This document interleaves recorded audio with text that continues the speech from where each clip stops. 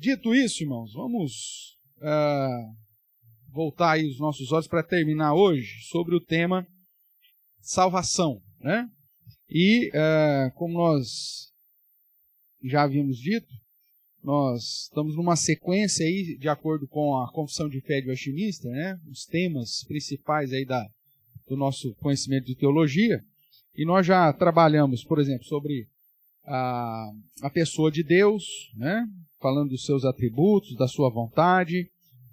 Falamos do homem, da criação, de como que Deus o criou, e por conta da desobediência de Adão, ele passa agora a ser conhecedor do bem e do mal, e por isso então esse conflito constante na minha vida e na sua vida, né? A gente sabe que o bem que deve fazer, como Paulo fala, né?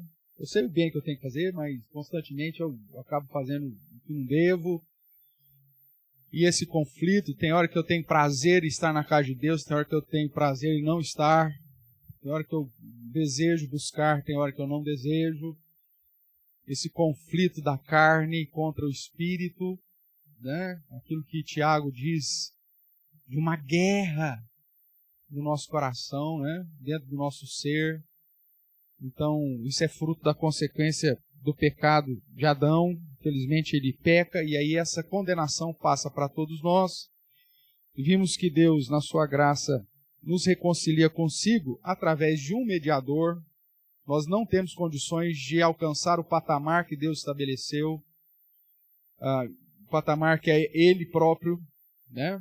Com santidade. Então, se dependesse dos nossos méritos, nós não teríamos reconciliação com Deus, nós estaríamos perdidos mesmo como nascemos. Todos nós nascemos já condenados. E somente em Jesus Cristo, então, há a possibilidade da nossa salvação, né? E aí, então, nós começamos a tratar sobre o tema salvação. Vimos como as pessoas foram salvas também no Antigo Testamento, apontando para o fato que eles criam na vinda de Jesus, na vinda do Messias. Depois, vimos como que Deus determinou para a salvação ser aplicada sobre os seus, né? Tratando em especial aí, especialmente da pregação da palavra. Não existe como tomar conhecimento da salvação, do plano de Deus, senão pelas Sagradas Escrituras. Vimos que o homem não faz absolutamente nada para ser salvo. Ele está morto espiritualmente. Então, tudo que ele tenta fazer não tem valor e nunca atingirá o padrão de Deus. Então, nós precisamos de Jesus para nos ajudar, porque senão nós sempre vamos inclinar mais para a nossa carne e dar vazão aos nossos desejos, às nossas pulsões, ou seja, ao nosso pecado. E aí o nosso pecado, irmãos, ele nos conduz a uma autonegação, né? Nós nem sabemos mais quem nós somos. Tem hora que nesse conflito de pecado a gente olha e fala assim, não acredito. Parece que nem sou eu pensando uma besteira dessa, ou fazendo uma besteira dessa. E de autodestruição, né? O pecado, ele destrói a nossa imagem, essa imagem que foi criada, a imagem semelhante de Deus. Então a gente perde isso. A autodestruição da família, né? Da relação social. A gente acaba usando as pessoas, acaba machucando. O relacionamento com o próprio Deus, a gente acaba... Então, o pecado, ele tem essa característica de nos conduzir à autonegação, negar aquilo que nós somos, ou que deveríamos ser, e de autodestruição, em todos os sentidos. E somente em Jesus Cristo nós podemos, então, ter o alento e a força necessária, né? Quando Jesus olha no seu ministério terreno e diz: vinde a mim, todos que estáis cansados e sobrecarregados, eu vos aliviarei. É porque nós sozinhos nós não conseguimos fazer absolutamente nada. A gente tenta se enganar, né? A gente tenta, às vezes ouvimos, né, os conselhos dos ímpios, né? Confia no seu próprio coração, segue os desejos do seu pensamento. Não, você pode, não, a vida depende de você. E aí, na hora que vamos pôr isso em prática, a gente vê que cada vez que a gente tenta nadar, a gente afoga mais. Cada vez que tenta subir o poço, né, na verdade, a gente afunda mais. Só Jesus é que pode, de fato, trazer alento para nós. Por isso, nós vemos que é Deus o autor da salvação. E aí nós trabalhamos que a fé inclusive vem de Deus, é Deus quem nos dá. Então, Deus não nos salva porque tivemos fé, mas porque Ele resolveu nos salvar, Ele nos dá a fé. Então, a fé é o resultado aí da ação, da eleição de Deus, né? do fato de Deus querer nos salvar e determinar a nossa própria salvação. Vimos alguns exemplos da questão do hebraísmo, né? O verbo conhecer, que é importante entender que Deus não nos salvou pelo fato da presciência dele, mas pelo fato de ele ter nos amado antes da fundação do mundo. Vimos também que o arrependimento não nasce em nós mesmos. Somos tão miseráveis que nem para arrepender a gente consegue. A gente sente remorso das coisas, por conta da vergonha, por conta da culpa, por conta do medo, né? Quando a gente é desmascarado. Tanto é que a gente só tem remorso quando a gente é desmascarado. É assim que acontece? Enquanto está tudo bem, ninguém está sabendo de nada que eu fiz, estou lá, firmão, como se fosse, ó, né? Quem quebrou o vaso? Você está lá. Ninguém viu, não tem câmera, não sei o que, aí aparece alguém e fala, eu tirei uma foto, foi o Everton. Aí eu digo, eu estou arrependido. É vergonha, a culpa, o medo. Eu tenho que pagar agora esse bendito vaso que a Marta pôs aqui, então, né? Aí o medo. Mas arrependimento mesmo, só aquele que o próprio Deus dá. Então, até para arrepender, eu preciso de Deus. É isso que nós vimos e estudamos aqui, pegando vários textos nesse sentido. Depois nós tratamos sobre a situação dos infantes, né, das crianças, principalmente das que morrem crianças e das pessoas incapazes aí, ou sem condição cognitiva para compreender a respeito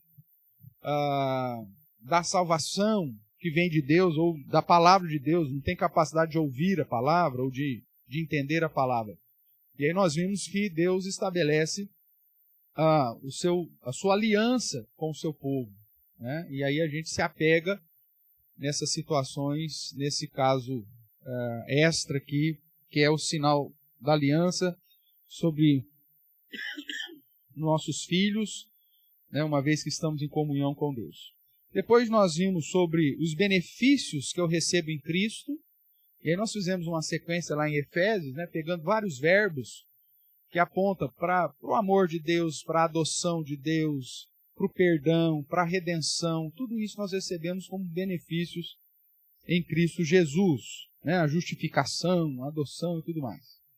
Vimos que a nossa responsabilidade conta a partir desse momento da nova vida, a partir desse momento da conversão, né? Então nós não somos salvos pelas obras, mas fomos salvos para as obras, e a partir do momento que eu sou alcançado pela graça de Deus, então começa a contar a minha responsabilidade de praticar as boas obras que o Senhor preparou, inclusive de antemão, para que andássemos nela. Falamos disso então da minha responsabilidade, aquela relação paralela, né, sobre a soberania de Deus versus a minha responsabilidade. Deus continua soberano até mesmo quando eu erro, mas é minha responsabilidade lutar contra o meu próprio pecado, lutar contra a minha própria inclinação. Vimos que a própria soberania de Deus nos estimula então a pregar o Evangelho, a glorificar a Deus, a possuir virtudes que glorificam a Deus, a sermos santos, a viver em oração, andar em sabedoria, seguir os passos de Jesus, né, pregar o Evangelho. Tal. E hoje nós vamos trabalhar aí com a última questão sobre o tema salvação, que é a respeito de uma doutrina chamada perseverança dos santos. Ou seja, aquele que foi alcançado pela graça de Deus, aquele que foi alcançado pelo Evangelho e entendeu que só Jesus é o Salvador, ele pode perder essa salvação? Ele pode, como se diz em algumas igrejas, cair da graça, né? Então nós vamos trabalhar um pouquinho sobre o eleito pode perder ou não a salvação. Para tanto, eu quero convidar você a abrir a sua Bíblia em Romanos. Vamos ver a partir do capítulo 9 aqui. Um texto que fala sobre a salvação.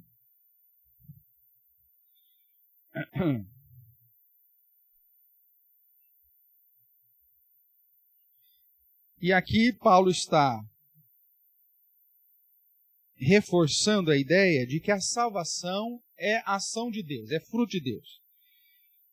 E ele vai explicar por que os judeus não estavam crendo em Jesus e por que houve a rejeição de parte de Israel.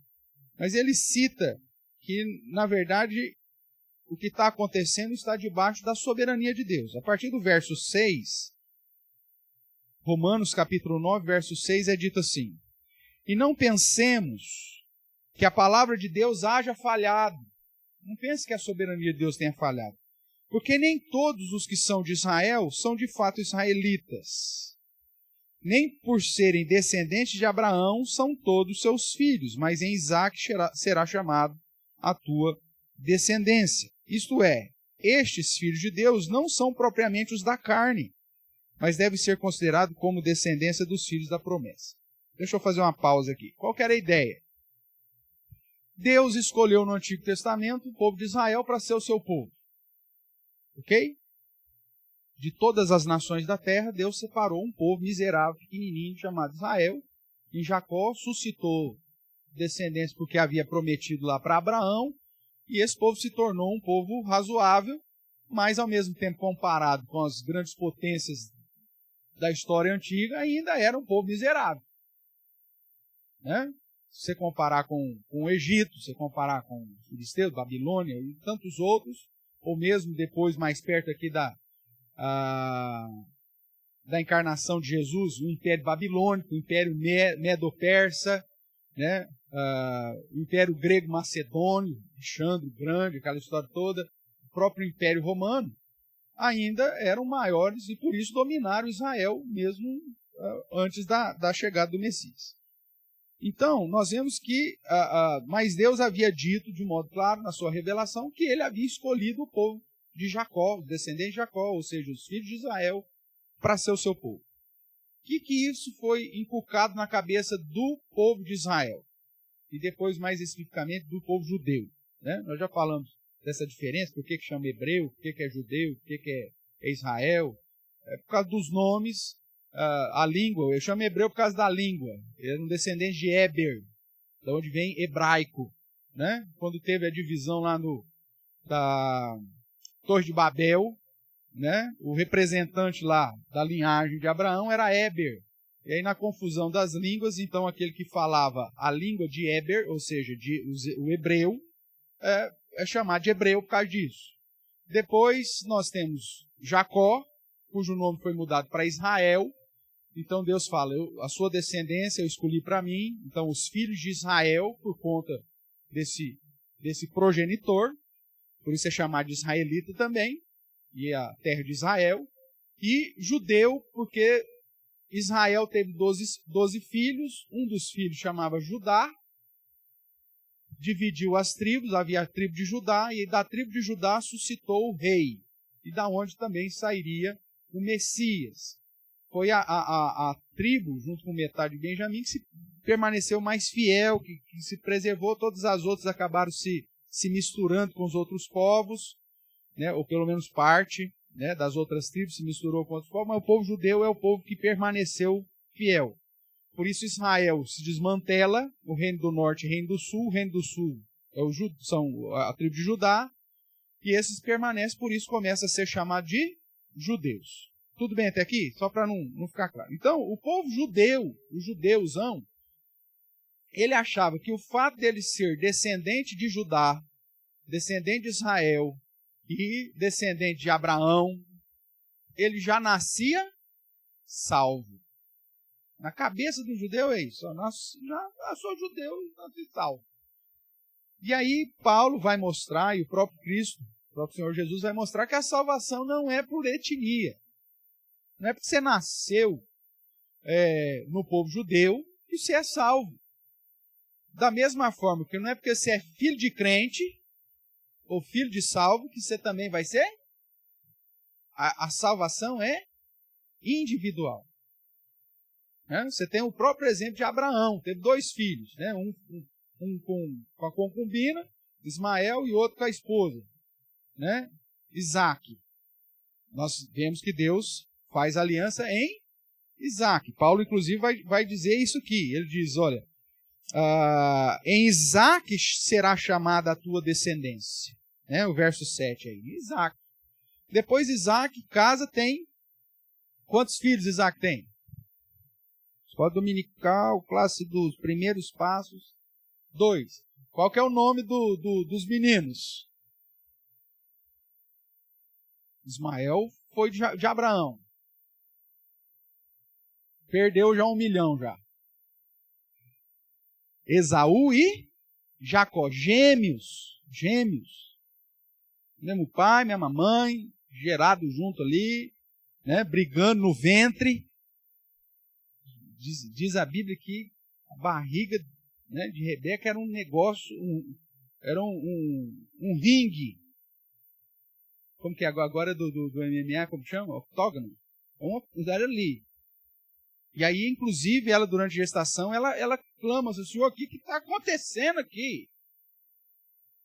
E aí o próprio Deus revela para ela, fala assim, ó, tem 2 nações aí no seu ventre.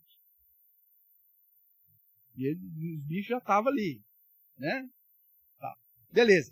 Nasce os 2. O que Deus tinha falado para ela antes dos meninos nascerem? Um seria o salvo e o outro não. Filho do mesmo pai, filho da mesma mãe, gerado ao mesmo tempo. Um é salvo e o outro não. Tudo bem? Por quê? Porque a salvação ela não é familiar, igual o pessoal prega, crê no Senhor Jesus, será salvo tu e tua casa. Amigo, isso foi uma promessa lá para o carcereiro, foi cumprida na vida do carcereiro, pregaram o evangelho para toda a turma lá da casa dele, todo mundo se converteu, todo mundo foi batizado. E a promessa ficou lá para o carcereiro, não é promessa para você. Porque o livro de Atos é um livro histórico. Se cada um dos seus filhos ou da sua família não tiver um encontro pessoal com Jesus, é a mesma coisa. Irmãos, a gente como pai, a gente traz os filhos para a igreja, ensina o evangelho para eles, prega o evangelho. Né? Você tem lá 10 filhos, você traz os 10 filhos para a igreja, prega o evangelho para eles, fala de Jesus, vive uma vida, mostra para ele o que é. Agora, depende do você, a salvação dele? Não depende. No que tange a você, você vai fazer tudo que a palavra de Deus diz que você tem que fazer. Você vai dar testemunho, você vai pregar, você vai ensinar, você vai mostrar o caminho, parará. Mas você pode falar assim, meu filho foi salvo porque eu ensinei? Não. Ou eu perdi o meu filho porque eu não fiz direito? Não. Isaac e Rebeca tiveram 2 filhos, um foi salvo, o outro não. Deus até cuidou de Esaú, abençoou e tal, mas ele já disse claramente que um seria salvo, outro não. Então a salvação não é por raça, não é por etnia, não é por sangue, e não é genético. Tudo bem? Jesus vai falar isso, ou o texto de João vai dizer isso claramente, que não é pela vontade da carne, nem da vontade do sangue, nem da vontade do homem. Mas a salvação é pela vontade de Deus. Então, não é porque eu sou filho do fulano, eu sou. Não, eu sou do sangue do povo de Israel, então eu sou. Ou não, porque eu quis, é vontade do homem. Não é. É pela vontade de Deus. E é individual. Você pode ter 300 parentes lá e ser só você salvo. Ou pode ser os 300 salvos. Não tem problema. Porque isso está na mão do Senhor. Nós estamos mortos nos nossos pecados, irmão. Se não for a graça de Deus, nós estamos perdidos. Tudo bem até aqui? Vamos continuar a leitura aqui. E aí, então, ele vai dizer, verso 8. Isto é, estes filhos de Deus não são propriamente os da carne. Ou seja, não é porque é judeu que vai ser salvo. Mas deve ser considerado como descendência os filhos da promessa. Porque a palavra da promessa é esta. Por esse tempo virei e Sara terá um filho. E não ela somente, mas também Rebeca. Sara, mãe de Isaac, Rebeca, a esposa de Isaac. Mas também a Rebeca, ao conceber de um só, Isaac, nosso pai, e ainda não eram gêmeos nascidos, não tinham ou nem tinham praticado o bem e o mal, para provar que a salvação não é por obras, para que o propósito de Deus quanto à eleição prevalecesse, não por obras, mas por aquele que chama, já fora dito a ela: o mais velho será servo do mais moço. Ou como está escrito: amei a Jacó, porém me aborreci de Esaú. Esaú tinha feito alguma obra ainda? Não tinha nem nascido. Para provar, como diz aí a explicação no verso 11, que é Deus quem conduz isso. A nossa postura é uma reação à ação divina. Né? E aí você fala assim: nossa, mas então é Deus que salva? Onde já se viu um negócio desse? Isso é injusto. Aí Paulo já sabia que você ia pensar isso, porque você é um miserável pecador, como eu também sou. E aí Paulo fala assim no verso 14: que diremos, pois? A injustiça da parte de Deus? Que alguém fala assim: não, o menino não tinha nem feito bem nem mal, Deus já que determinou o que era, que não era. Isso é injusto. Aí Paulo já sabia que você ia pensar isso. Paulo te conhece. Porque na verdade ele conhece a si mesmo. E todos nós temos esse mesmo questionamento. E ele diz: a injustiça da parte de Deus? O que ele fala? Qual que é a resposta? De modo nenhum. E ele vai explicar porque não tem injustiça. Pois ele diz a Moisés: como Deus sendo soberano, terei misericórdia de quem aprover ter misericórdia, compadecer-me-ei de quem me aprover ter compaixão. Assim, pois, não depende de quem quer ou de quem corre, mas de Deus usar a sua misericórdia. Porque a Escritura diz a Faraó: para isso mesmo te levantei, para mostrar em ti o meu poder e para que o meu nome seja anunciado por toda a terra. Logo, tem eles misericórdia de quem quer e também endurece a quem lhe apraz. Tu, porém, me dirás: de que se queixa ele ainda? Pois quem jamais existiu a sua vontade? Quem és tu, ó homem, para discutires com Deus? Porventura pode o objeto perguntar a quem o fez: por que me fizeste assim? Ou não tem o oleiro direito sobre a massa, para do mesmo barro fazer um vaso para honra e o outro para desonra? Que diremos, pois? Se Deus, querendo mostrar a sua ira e dar a conhecer o seu poder, suportou com muita paciência, com muita longanimidade, os vasos de ira preparados para a perdição, a fim de que também desse a conhecer as riquezas da sua glória em vasos de misericórdia, que para a glória preparou de antemão, os quais somos nós, a quem também chamou, não só dentre os judeus, mas também dentre os gentios. Assim como também diz Oséias: chamarei povo meu o que não era meu povo, e amada o que não era amada. E no lugar em que se lhes disse: vós não sois meu povo, ali mesmo serão chamados filhos do Deus vivo. Então a ideia da salvação, irmãos, Paulo nesse ponto aqui, ele vai chamar a atenção que ela é exclusiva de Deus. Deus como o oleiro, sabe o oleiro? Que faz os instrumentos de barro lá, de argila, né? Tá lá tudo barro lá, os bloquinhos de argila lá. Já foi lá no oleiro? Já viu isso? Os caras mantêm lá tudo umedecidinho, então ele pega lá um bloquinho, joga lá na bailarina dele lá, não sei como chama aquele negócio, e aí então liga o trem como é, e ele vai molhando a mão, e aí ele faz um jarro desse, né? Para quem gosta de gordinho, então faz gordinho, aí ou então ele faz compridinho, faz um cubico assim, Ou seja, quem define o que vai sair do barro, quem que é? O barro. O barro olha para o oleiro e fala assim: eu quero ser o... sei lá eu. É o barro que fala? Não é. Quem decide é o oleiro. É ele que faz. E aí ele então molda. Paulo está usando essa analogia para dizer o seguinte: irmãos, Deus é quem faz, Ele que é soberano, Ele é o dono do barro, Ele é o oleiro e Ele que define as coisas. Agora, se Deus definiu as coisas em relação à salvação, A própria Bíblia diz que Deus não muda, Deus é imutável, é um dos seus atributos. Então, se ele decidiu fazer um vaso para honra, esse vaso vai ser para honra. Não vai mudar de ideia. E se ele resolveu fazer um vaso para desonra, esse vaso vai ser um vaso para desonra. Ou ele vai fazer um vaso para pôr flor, ou ele vai fazer esse leão um pinico. O oleiro decide.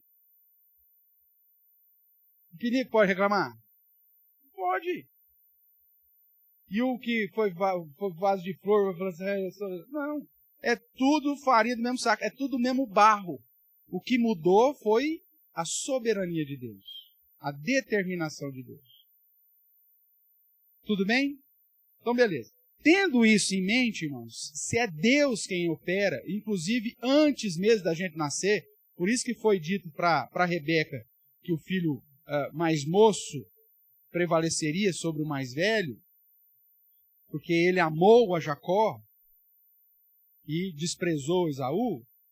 Então, se a salvação é toda fruto de Deus, aí a pergunta você já sabe. Esse vaso, ou eleito, ele pode perder a salvação? Se é Deus quem faz tudo, meu irmão, não tem como.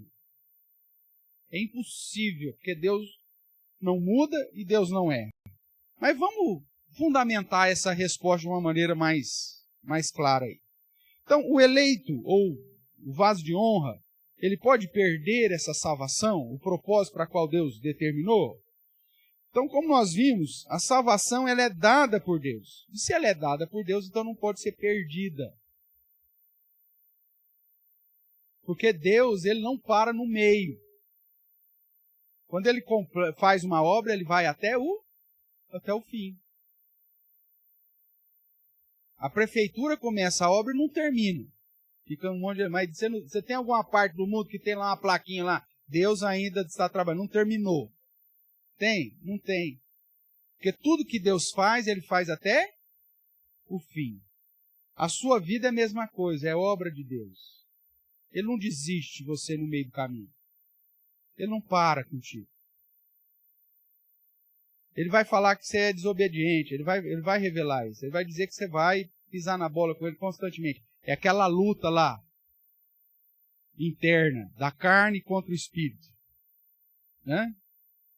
Da Gertrudes espiritual lutando com a Gertrudes carnal. Todos nós temos dois dentro de nós. E é uma luta, meu amigo. Então nós vamos pisar na bola. Mas Deus fala assim, então eu vou desistir de você por causa disso?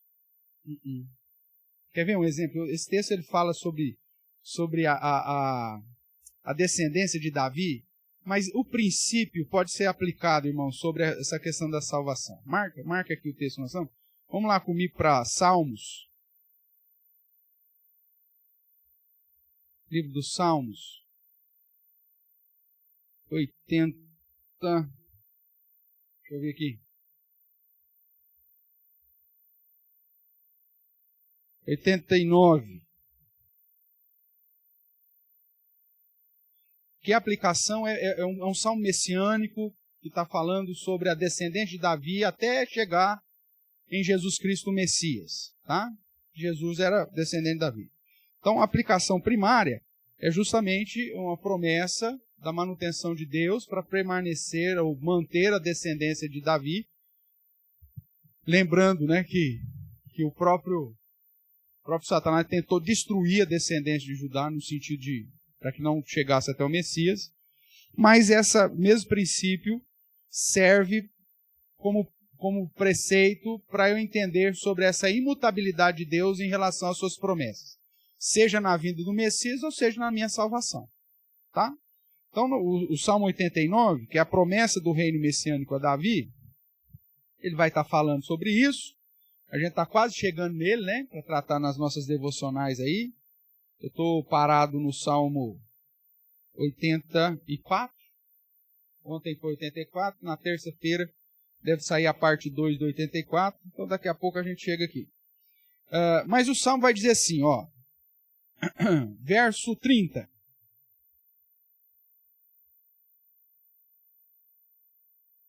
Salmo 89, verso 30. Se os seus filhos desprezarem a minha lei e não andar nos meus juízos, se violarem os meus preceitos e não guardarem os meus mandamentos, o que Deus vai fazer no verso 32? Então punirei com vara as suas transgressões e com açoite a sua iniquidade. Mas veja o verso 33. Mas jamais retirarei dele a minha bondade e nem o quê? Desmentirei a minha fidelidade. Não violarei a minha aliança e nem modificarei o que os meus lábios proferiram. Deus pode mudar? Não, é da sua essência a imutabilidade. Veja que ele está falando aqui sobre a manutenção da descendência de Davi para chegar em Cristo. E ele está dizendo, mesmo que os seus descendentes violarem, não guardar, pisar na bola comigo, para manter a promessa da vinda do Messias, o que eu vou fazer? Eu vou puxar a orelha de cada um, vou dar umas varadas neles, vou discipliná-los, vou fazer o que for preciso para que a minha promessa não mude. Irmãos, Deus é soberano, Ele não vai colocar nas mãos do homem o resultado da história redentiva. Porque se Ele fizesse isso, ia ser prejuízo na certa, ia ser fracasso na certa. Então, a comparação aqui do princípio aponta. Se Deus, em relação à sua promessa messiânica, diz que se os descendentes pisassem na bola, ele faria o que for necessário, mas não quebraria sua aliança, esse princípio também serve de analogia para aplicarmos sobre a salvação. Se Deus diz que é Ele quem salva, que é Ele que aplica sobre nós a sua graça, a sua misericórdia, mesmo que eu pise na bola, Ele vai me disciplinar, como um pai faz com o filho, Ele vai puxar minha orelha, Ele vai descer a vara, vai vir com açoite, vai puxar, apertar o dedão na minha cabeça, mas Ele não vai mudar o que os seus lábios proferirem. Porque Deus não é homem para voltar atrás, para mudar de ideia. Isso em relação às promessas messiânicas, isso em relação à própria salvação. Tudo bem? Então, vejamos aí alguns textos aqui do Novo Testamento. Volte lá para o Novo Testamento, Evangelho de João, capítulo 10, verso 27. Vamos ler pelo menos esse texto aí, por causa do nosso tempo. João 10, 27 e 29.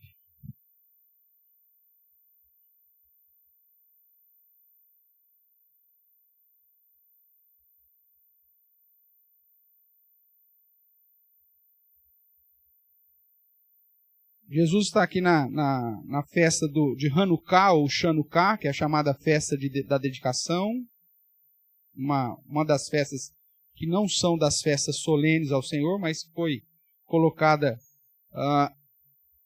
por causa da vitória dos judeus sobre os gregos macedônios no período de Macabeus, né? Jesus participa dessa festa, e lá no verso 27, ele vai falar a respeito daqueles que ouviram a sua palavra, né? Ele diz assim, as minhas ovelhas ouvem a minha voz, eu as conheço. Lembra que o verbo conhecer aqui na Bíblia tem indicativo de intimidade, de amor íntimo. As minhas ovelhas ouvem a minha voz, eu as conheço. E elas fazem o quê? Elas me seguem. Eu lhes dou o quê? A vida eterna. Jamais perecerão e ninguém as arrebatará da minha mão. Qual que é a promessa de Jesus aqui? Que aqueles que ele chamou para si como suas ovelhas, ele as conhece, só que por conta da sua obra, do seu poder, ele dá a vida eterna, que aqui é sinônimo de salvação, e porque ele deu a vida eterna, essas ovelhas jamais perecerão. E ninguém, nada e ninguém as arrebatará da sua mão. Então, o que nós podemos concluir, irmãos? Como a salvação, a vida eterna é dada por Deus para aqueles que Ele deu, esses nunca vão perder a salvação. Pastor, mas eu conheço. Você conhece, não adianta, hein? Eu conheço uma história. Nossa, a pessoa era tão crente. Nossa, a pessoa orava. Eu até conheço um pastor, uma história de um pastor. Nossa, parecia tão crente, tão piedoso, tão não sei o que, tarará, papapá. Pastor, abandonou tudo, largou da mulher, olha, virou drag queen, ó, soltou o galinheiro inteiro, franga, peru, o que tinha? E era, olha, um homem de Deus. O que aconteceu com esse homem? Perdeu a salvação? A resposta bíblica é o seguinte: se ele morrer nessa condição, é porque, na verdade, ele nunca foi salvo. Ele foi iluminado. Ele criou uma situação, andou junto com a multidão, mas nunca foi discípulo de Jesus. Por isso que Salomão diz que a gente não tem que ficar empolgado como as coisas começam. A gente tem que ficar empolgado como as coisas terminam. Porque não importa você viver, irmãos, 90 anos, achando que é crente, vivendo como se fosse crente, e aí depois no final você desiste e abandona tudo. Deus nunca erra. Você pode se enganar por anos. Mas Deus nunca erra. Nós vamos tentar referendar isso também. Então nós vemos que a salvação, como é dada por Deus, ela não muda. Vamos lá. Pois não.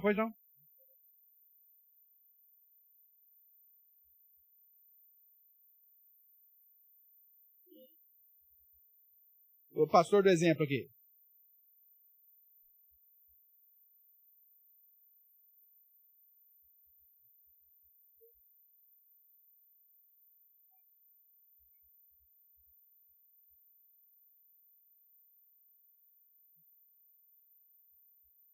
Claro. Sim. Uhum. Sim. Não. Então tá. Daqui a gente vai falar isso mais para frente, mas a pergunta é pertinente. Se ele é eleito, ele pode até se desviar. Tá? Como é o caso da analogia que eu fiz com o Salmo 89. Se os seus filhos se desviarem, parará, não guardar a minha lei, tal. Mas porque Deus tem uma promessa sobre aquele, Deus vai então disciplinar esse cara. Ele vai colher os frutos da desobediência dele. E aí, vamos supor, se ele é eleito, o que vai acontecer? Em algum momento da existência dele, antes da morte, por isso que eu falei, se ele morrer naquela situação, já era. Mas se ele é eleito, num momento antes da morte dele, ele vai se reconciliar com Deus, mesmo que seja no leito de morte.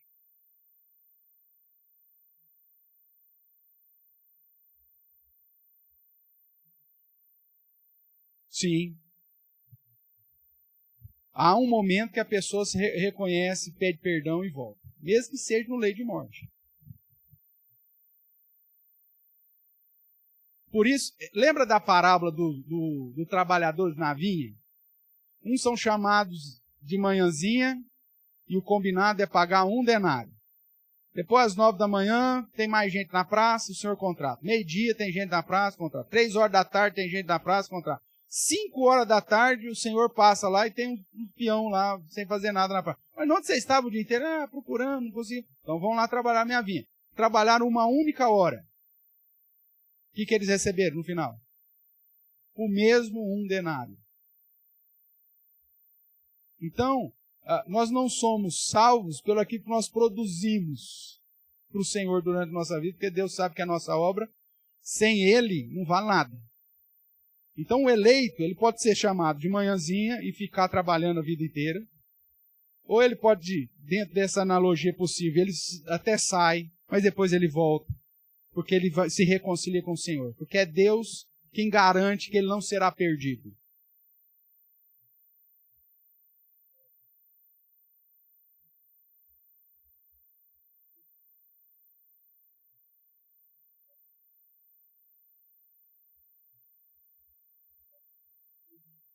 Por mais santo que ele seja. O cara não precisa ser pastor, não. Às vezes o cara é bom aí, nunca roubou, nunca matou, nunca bateu na mãe por causa de mistura. O cara agora tal, aguentou a sogra. O cara é perfeito.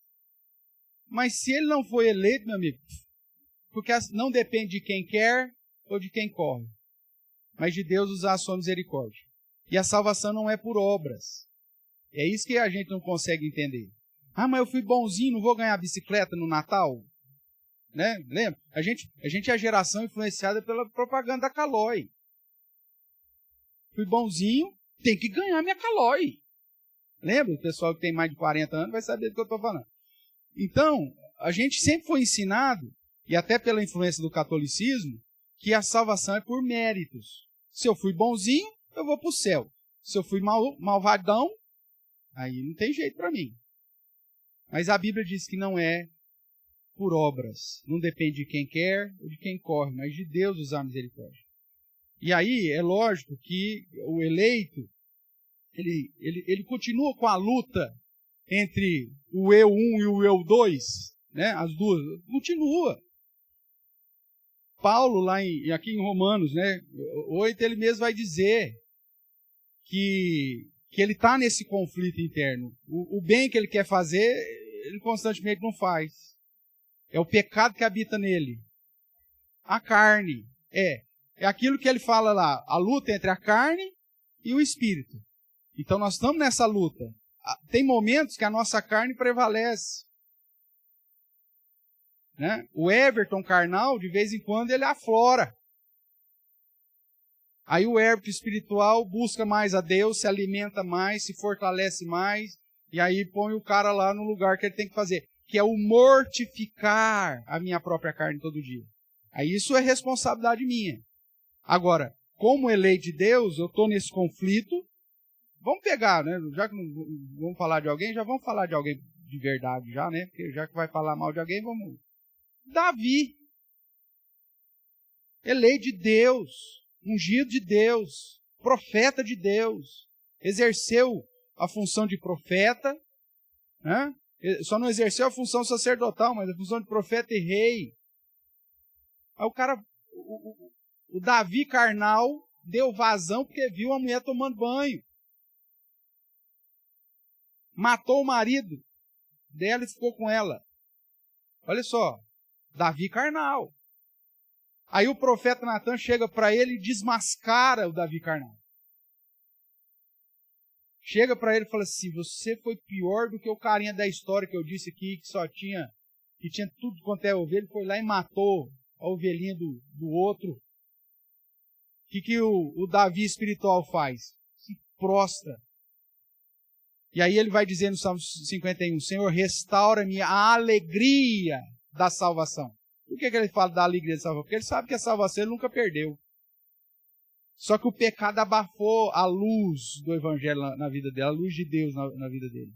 Porque ele deu mais vazão para o Davi carnal. Então essa é a luta, inclusive, do eleito. Mas o eleito, ele sempre, a parte espiritual sempre se prostra diante do Senhor. Sempre recorre àquele que nos deu a vida eterna. Então eu posso, num tempo ou outro, oscilar e pecar. É aquilo que o João fala. Né? Eu não vivo na prática do pecado, mas se pecar, eu tenho que me arrepender, confessar o meu pecado, porque ele é fiel e justo para me purificar do pecado. A vida do cristão vai ser esse negócio, constante. É lógico que quanto mais eu alimento o Everton espiritual, mais ele prevalece sobre a vontade do Everton carnal.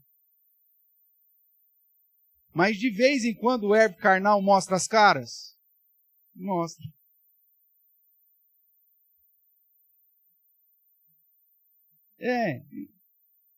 Ela vai. Claro. Por quê? Porque os desejos estão lá. Paulo vai dizer em Romanos, o pecado que habita em mim.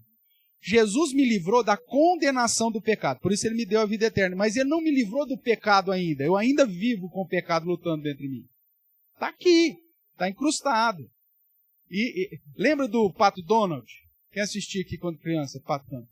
Tinha o Pato Donald diabinho e o Pato Donald anjinho. Lembra disso lá no desenho infantil?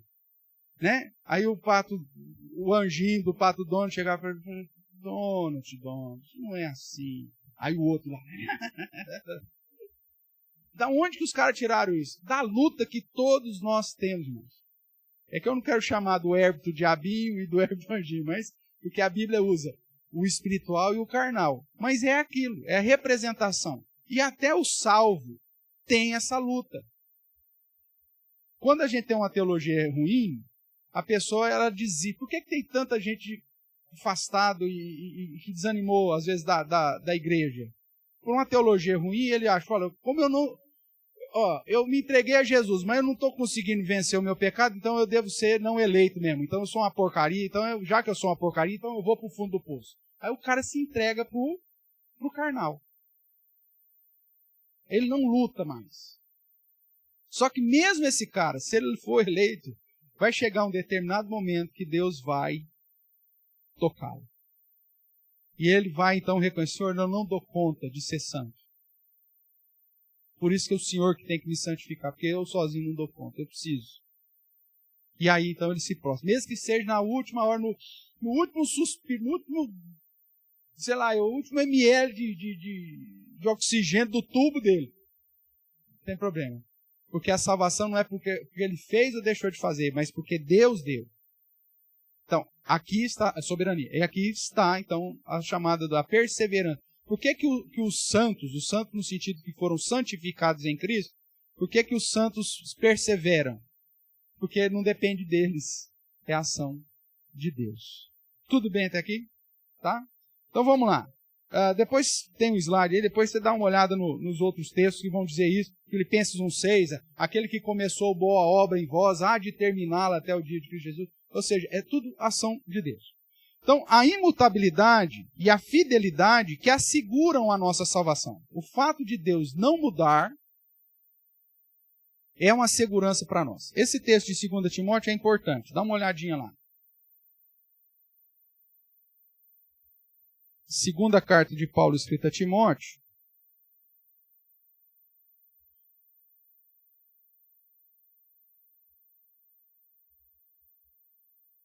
Capítulo 2, verso 13.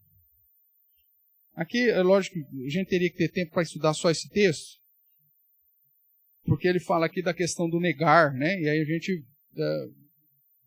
que é aquele que de fato não crê, que declara que não crê.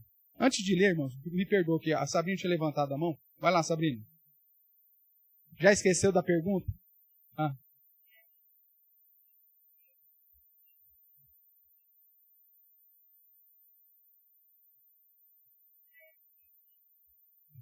Não, escolhido, pronto. Mas você deve ter faltado no dia que nós fazemos. Qual que é o meio da aplicação da salvação? Ótimo. Como que você vai garimpar os eleitos que estão aí no mundo? Como que você vai descobrir que aquele cara que passou ali agora é um eleito ou não? Oi, claro que dá. Como que você faz isso? Está escolhido. Só que é o seguinte, está escolhido, mas o próprio Deus determinou que a gente tem que ir lá e colher esse cara. A eleição é um ponto dentro da ordem da salvação. Deus nos escolheu antes da fundação do mundo. Mas Ele também nos chamou. O que é esse chamou? É o momento da minha conversão. E Ele me chama através do quê? Da pregação do Evangelho. Então por que eu tenho que pregar o Evangelho? Porque não vem escrito na testa, eleito. Eu não sei quem é. Só Deus sabe. Esse será eleito, esse será salvo, não tem jeito.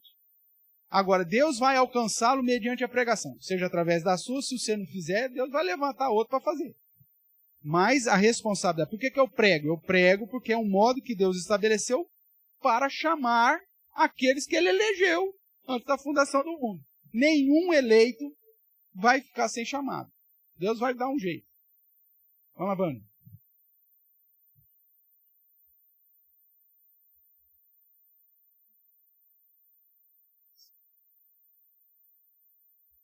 Sim, é uma das características do eleito. Né? Porque eu, como eleito de Deus, aquilo que Deus fala para Paulo. Paulo chega lá, Paulo está meio desanimadão. Aí Deus chega para Paulo e fala assim: pregue, não te cales. Fales, não te cales. Porque eu tenho muita gente ainda nessa cidade. Qual que foi a motivação que Deus deu para Paulo continuar pregando? Que havia eleitos naquela cidade. E que Paulo tinha que garimpar essa turma. Então, a evangelização é uma prática de obediência minha, na certeza que Deus tem os seus eleitos. Então, eu não prego para salvar as pessoas. Eu prego para descobrir quem são as salvas. Porque é através da resposta ao evangelho que a pessoa me dá, é que confirma se ela era eleita ou não. Grião?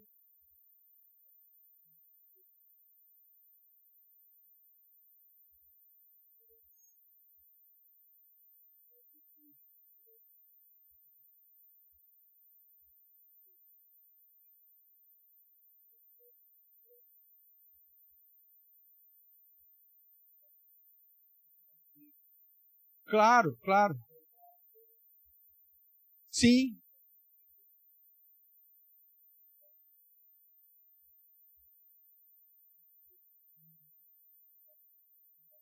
Não, claro que não.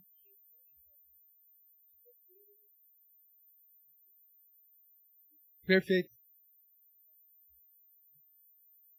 Perfeito. E isso é através desse meio. Deus estabeleceu a pregação do evangelho.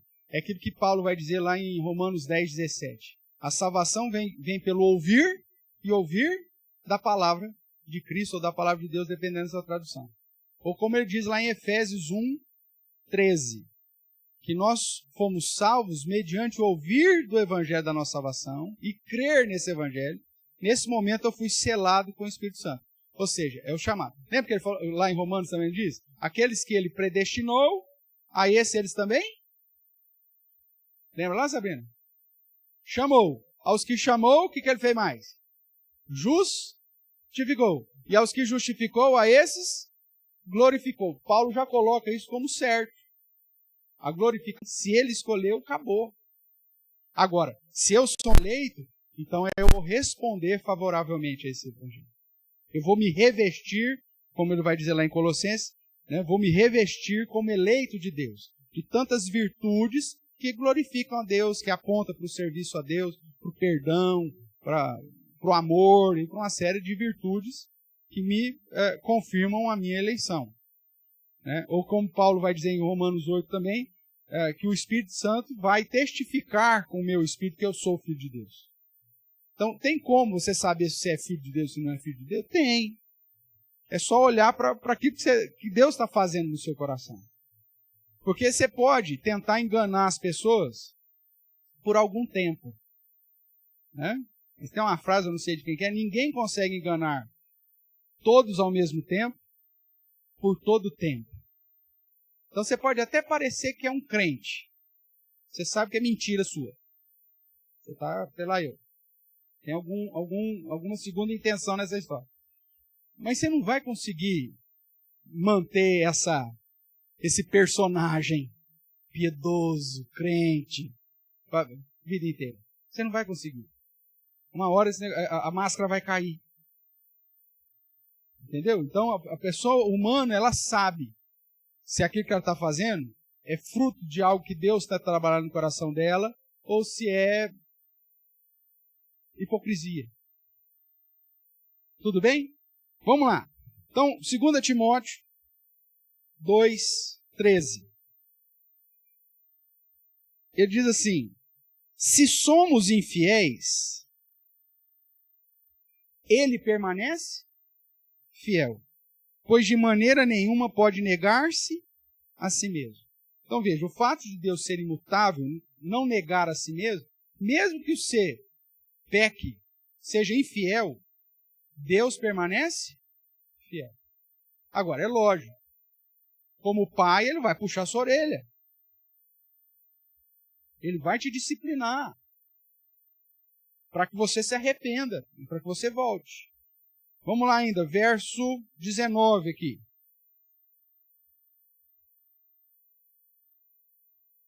Entretanto, o firme fundamento de Deus permanece tendo esse selo. O Senhor conhece os que lhe pertencem. E mais, a parte da injustiça todo aquele que professa o nome do Senhor.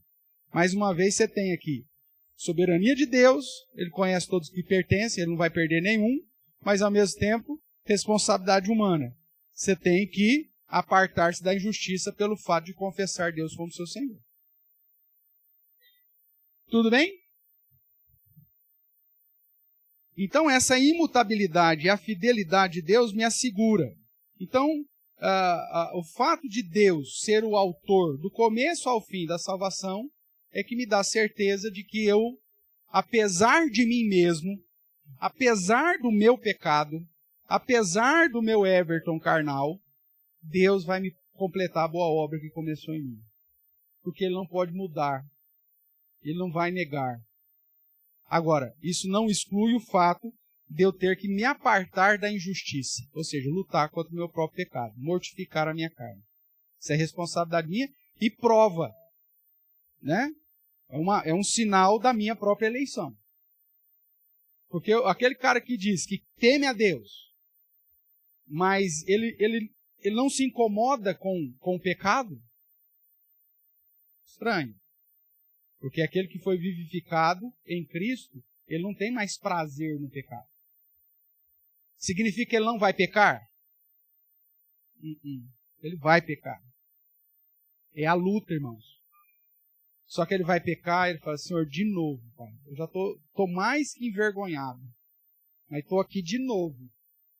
Com o mesmo pecado. Já tinha pedido perdão ontem, mas fiz de novo, Senhor. Mas ao mesmo tempo, me ajude. Isso é uma vergonha para mim. Passa lá 2, 3 dias, eu sei de novo. Senhor, de novo, estou aqui. Me perdoa de novo. E a palavra do Senhor diz que Ele perdoa. Temos advogado junto ao Pai. Jesus Cristo, justo. Que inclusive pagou pelos meus pecados cometidos. E inclusive por aqueles que, infelizmente, eu ainda vou cometer. O pagamento já foi completo. Agora, isso não exclui a minha responsabilidade de lutar contra o meu próprio pecado. Agora, pastor, mas e o pecado imperdoável? Vamos atrapalhar daqui a pouco.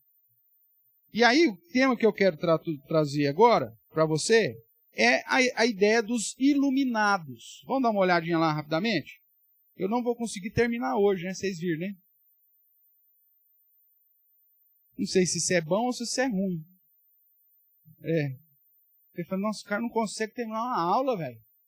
Já está nessa salvação aqui, daqui a pouco Jesus volta e eu não descobri o final da história. Parece novela mexicana, não acaba nunca. Mas eu acho que nesse sentido aqui é bom. Paulo ficou 3 anos e ensinou tudo, esse homem já está 5 anos, mas ele reunia todo dia, hein? Lembra disso? Paulo se reunia todos os dias para ensinar e ia até a meia-noite, até que Eutico lá dormiu. Né? Por isso que a gente põe cadeira, não deixa ninguém ficar perto da janela. Porque... Mas vamos lá, irmãos. Hebreus 6. Abra sua Bíblia lá. Verso 4.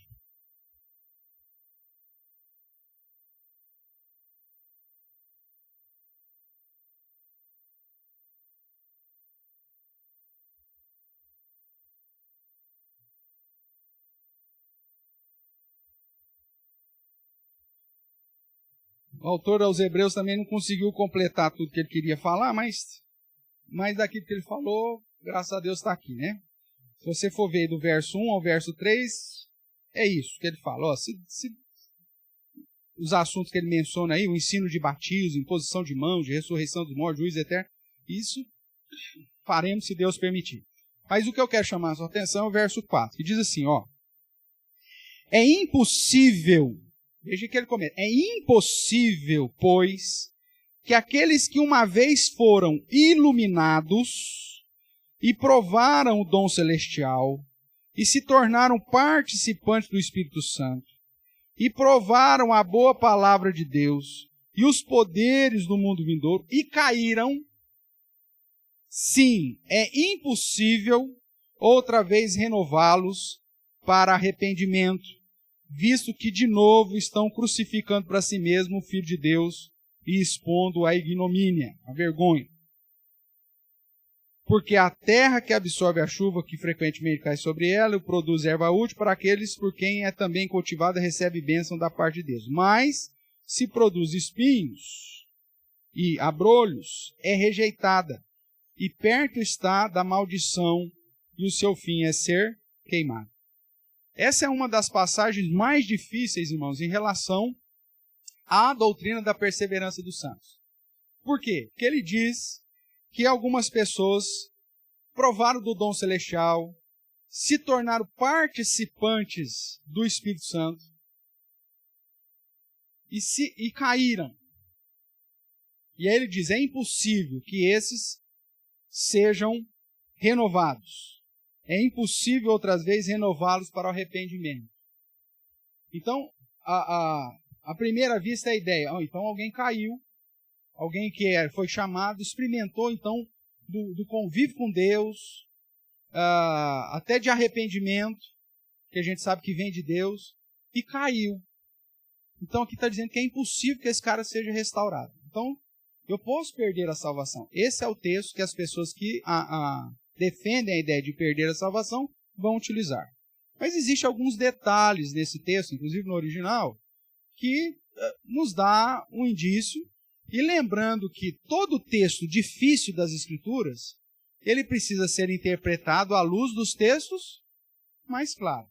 Se 99% do texto está falando que a salvação é obra de Deus, que Deus não rejeita, que Deus não muda, que Ele não perde nenhum daqueles que Ele chamou, por que que esse texto específico vai mudar toda a compreensão bíblica? Eu preciso estudá-lo de uma maneira melhor. Tudo bem? Então vamos lá. Primeira coisa que é importante aí, que ele diz, é essa expressão, iluminados. Essa expressão é importantíssima para essa compreensão. Quando você vai para Mateus 5,14, Jesus diz assim, vós sois a luz do mundo. Ele coloca os discípulos como sendo luz. Nós sabemos que ele é a luz. Mas ao mesmo tempo ele olha para os discípulos e diz, vós sois a luz do mundo. Ele coloca aqueles que foram alcançados por ele, pela sua graça, pela palavra, na condição de serem luzeiros para o mundo, para indicar para as pessoas o caminho. Lembra no texto? Vós sois a luz do mundo, vós sois o sal da terra. Lembra? Então, a palavra de Deus chama os crentes de luz. Vamos ver, esse texto de Mateus 5 é mais conhecido. Vamos ver o 1 João 2,9. Marca aqui Hebreus, pra você não perder ele aí, que a gente vai voltar aqui. E vamos lá para 1 de João 2,19.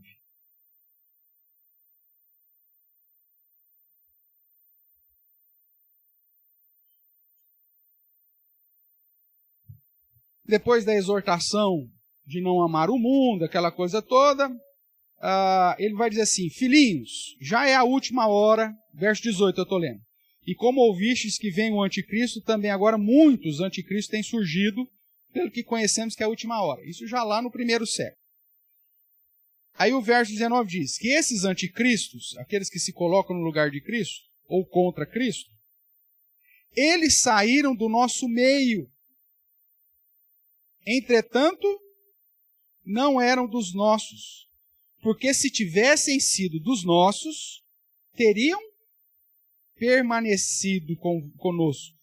Todavia eles se foram, para que ficasse manifestos que nenhum deles é dos nossos. Então veja, a ideia daquele que cai, daquele que sai, daquele que abandona Cristo, que é aquele que abandona o Evangelho, que nega a fé, ou seja, que cai, segundo João, é porque eles nunca foram dos nossos. E o termo usado aqui em Hebreus é que eles eram iluminados. Ou seja, eles estavam perto de quem? Para ser iluminado, você tem que estar perto do quê? Perto da luz. Mas eles eram luz? Não, eles eram iluminados. Então, essa expressão nos dá um indicativo de que eles estavam sendo iluminados, porque eles estavam no convívio, porque eles cresceram, às vezes, dentro da comunidade, eles aprenderam a palavra, eles ouviram, eles até se agregaram aos ministérios, aos dons, viram manifestação do poder de Deus, do Espírito Santo, influenciados pelos demais, tiveram uma vida piedosa, de arrependimento, só que não eram dos nossos. Não eram luz, nunca foram chamados para serem. E aí, num determinado momento, eles caem. Porque não eram dos nossos. Esses, na verdade, nunca foram eleitos e perderam a salvação. Na verdade, eles não perderam, porque eles nunca tiveram. Vânia.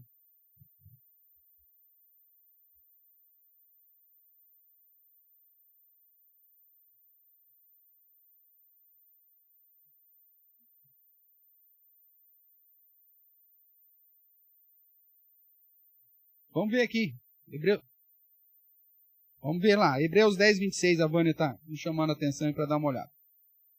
Vamos relembrar aqui. O que diz? Eu vou ler por causa do pessoal da transmissão. Porque se vivermos deliberadamente em pecado, depois de termos recebido o pleno conhecimento da verdade, já não resta sacrifício pelo pecado.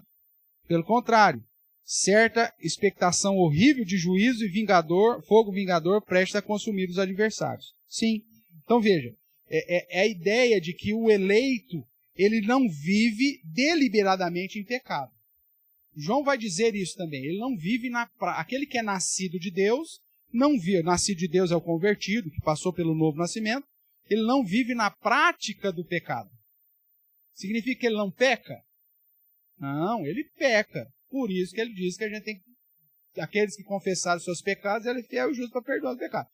Falo, todavia, isso, não para que pequeis, mas que se porventura pecardes, lembre que tendes advogado junto ao Pai. Lembra lá? 1 João, capítulo 1, do verso 9 até o capítulo 2, verso 2. Tudo bem? Então, o crente, ele peca? Peca.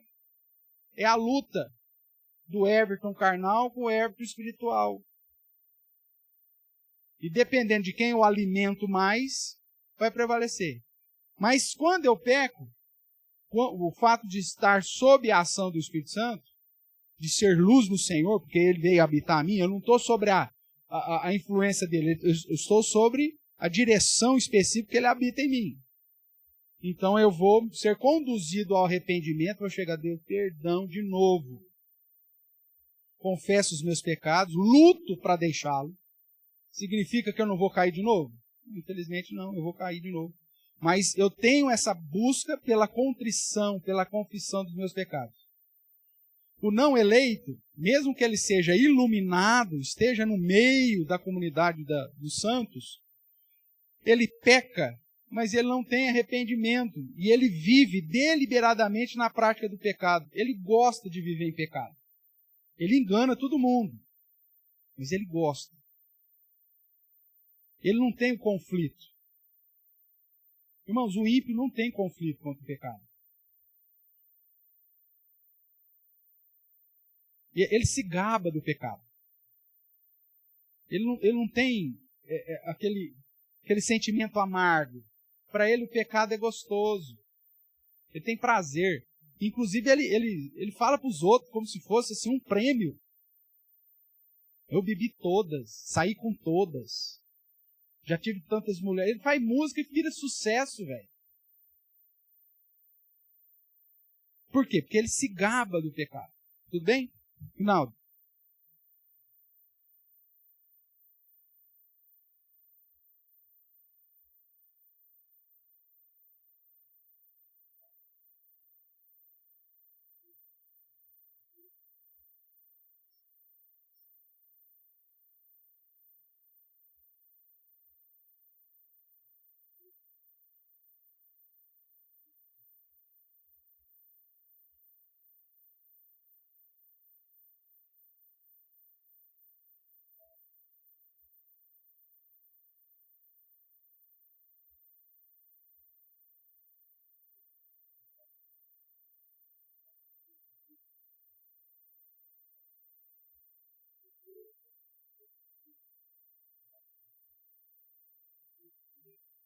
O pessoal usa esse termo.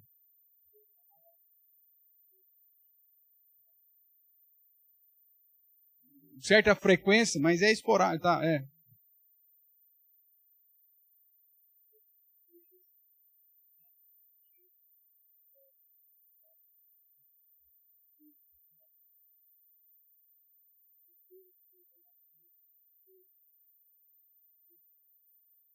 Uhum.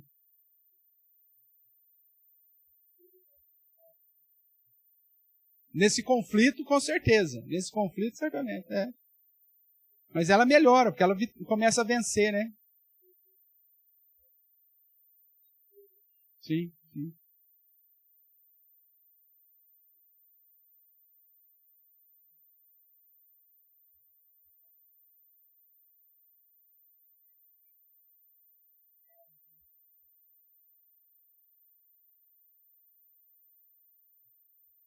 Com certeza. Sim, sim. Ele não vive na prática do pecado, né? E outra, aí a importância da igreja, irmãos. A igreja, eu falo com os adolescentes, né? Que os trabalhos que a gente tem com a UPA, que para a gente manter firme, a gente tem que comer um boi. Todo dia. Né? Que é uma sigla, né? Bíblia, oração e igreja. Isso é o boi que você tem que comer. Porque aqui, irmãos, nós somos exortados pela palavra de Deus. O profeta Natan com Davi representa justamente o que a igreja faz com a gente todo domingo, toda reunião que a gente está. Ela puxa a nossa orelha. Tanto que quando a pessoa começa a viver deliberadamente em pecado, a primeira coisa que ela faz é se afastar da onde? Da igreja. Seja o pecado de ação ou de omissão, tá? Não precisa ser um pecado, não, pecado de omissão. Então, a primeira coisa que ela começa a fazer, ou por conta da vaidade, do orgulho, tudo isso é pecado, né? Da insubmissão, tal. A primeira coisa que ela faz, ela começa a deixar de vir à igreja. Aí depois ela deixa de orar, e a Bíblia, então, nem se fala. Né? Então, não me entenda mal aqui, dentro da analogia. Crente não pode ser vegetariano. Ele tem que comer boi todo dia. Tem que comer boi, cara. Bíblia, oração e igreja. Porque é isso que vai nos confrontar e vai nos conduzir a estar em arrependimento da presença do Senhor. Agora, o iluminado, ele só reflete a luz do outro. Ele não tem luz. Então ele não vive isso. Então, para fechar hoje, o eleito pode perder a certeza da salvação temporariamente, devido ao pecado, mas nunca a salvação propriamente. Ele pode até ter o conflito. Nossa, puxa vida, eu pequei, será que... A certeza, aquela convicção, ele pode até perder isso, mas a salvação propriamente, nunca, porque ela depende exclusivamente de Deus. Tudo bem? Então, se Deus permitir, irmãos, semana que vem aí nós vamos com fé. Se Deus permitir, a gente termina esse negócio da salvação. Depois, em outubro, como eu disse, nós vamos ter uma folga aí do pastor, então vamos andar, e em novembro a gente volta. Mas vamos ver se a gente termina antes aí das minhas férias. Então, como que eu posso ter certeza que eu sou eleito, que eu sou salvo? Certamente todos nós já tivemos essa dúvida, e pode ser que ainda esteja em dúvida. Então, semana que vem, se Deus quiser, a gente trabalha. O que a Bíblia diz sobre isso? Tá bom?